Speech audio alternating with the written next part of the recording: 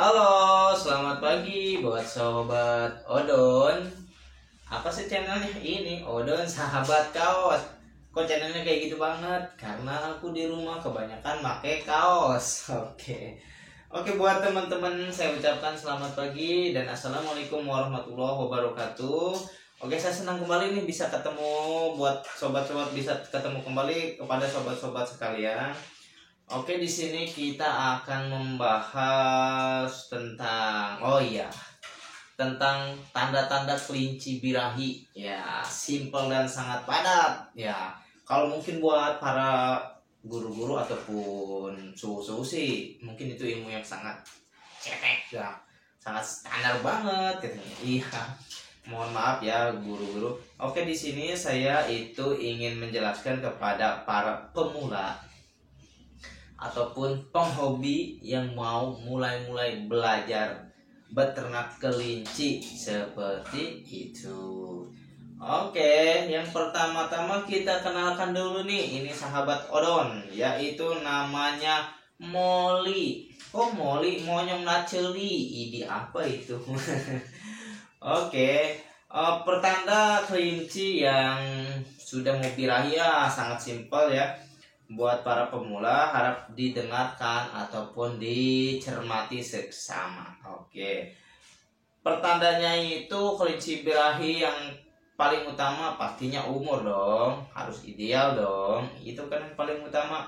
Iya. Tapi selain umur juga kita bisa membedakan kelinci yang birahi ataupun siap kawin.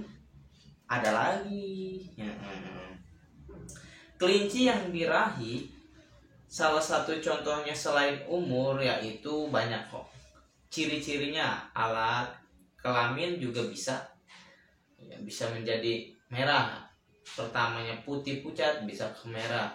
Tapi yang sering kita cermati di kandang yaitu kelinci-kelincian birahi itu yaitu terutama dari gestur ataupun gerak-gerik si kelinci tersebut.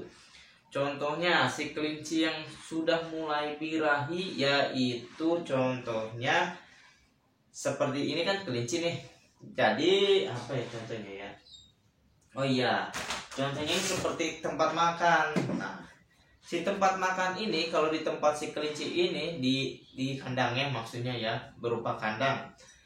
Si kelinci akan menggesekkan tempat makan ini di dagu dia seperti gimana ya, gini nih. Nah, kalau tidak seperti itu, ada lagi suka mengendus-ngendus ataupun mencium sekeliling dia.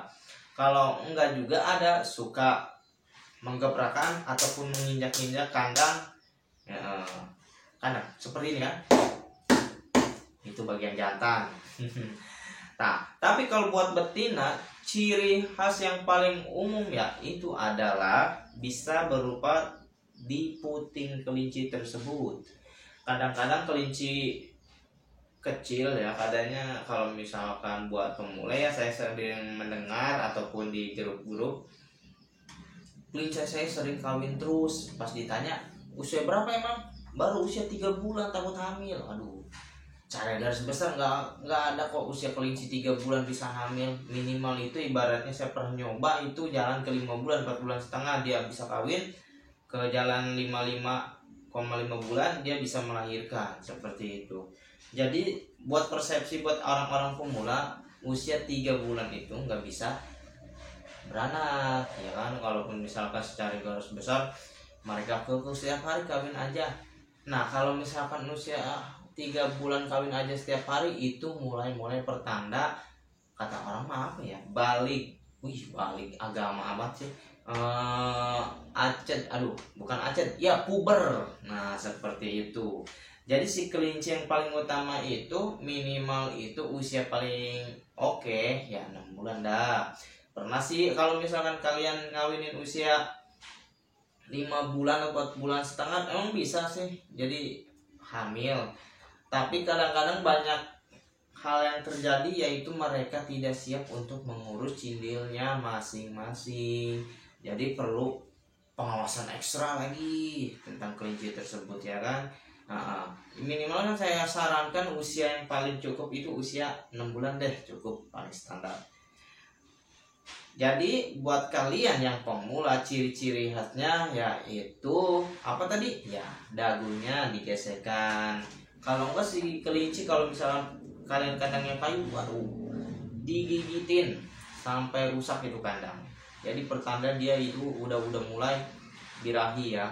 Kadang-kadang gini ya buat sobat-sobat, kelinci yang birahinya sangat over ataupun tinggi, ini contohnya kelinci nih. Kita pegang dari belakang sini, ini contohnya diem. Pegang dari belakang sini, ditepuk pantatnya seperti ini. Dia akan angkat seperti ini. Nungging. Tepuk lagi. Nungging lagi seperti itu. Itu adalah ciri-ciri khas, ciri-ciri birahinya yang sangat tinggi. Sangat simpel dan sederhana sih kalau buat kalian yang ingin belajar mencermati ataupun ingin mengetahui gimana sih cara kelinci itu birahi. Ya. Tapi saya anjurkan kembali sih buat sobat-sobat teman ataupun sekalian, kalau misalkan kalian punya teman ataupun yang memelihara kelinci ataupun para peternak, saya anjurkan jangan malu-malu untuk bertanya. Kenapa kok malu-malu bertanya? Kalau misalkan malu-malu bertanya, kan kalian nggak tahu dong. Oper juga nih kalau kelinci kalian udah birahi, terus kalian tuh telat mengawinkan kelincinya, sangat-sangat fatal menurut saya ya. Banyak hal yang terjadi yang tidak diinginkan buat si kelinci betina. Contohnya seperti agresif banget, dia cewek tapi hormonnya seperti laki, malah naik ke lelakinya seperti itu. Kalau misalkan saya anjurkan buat kalian, saya ulangi lagi, main ke tempat teman-teman kalian ataupun para peternak kelinci yang ada di tempat kalian semua. Mudah-mudahan video ini bisa bermanfaat buat para pemula atau para penghobi. Kalau buat para senior saya nggak diraguin lagi deh, karena ilmu kalian ataupun pengetahuan kalian itu lebih tinggi daripada saya. Mungkin di sini saya hanya sekedar berbagi sharing aja sepengalaman saya. Oke, buat sobat-sobat, mungkin kalau misalkan video ini bermanfaat buat kalian, jangan lupa subscribe dong, like ataupun komen, biar komen juga kita bisa sharing-sharing bareng lagi agar video yang saya buat bisa bermanfaat. Apalagi kalau misalkan kalian share ke teman-teman yang pengen tahu caranya apa sih kelinci birahi, tanda-tandanya ya seperti itu.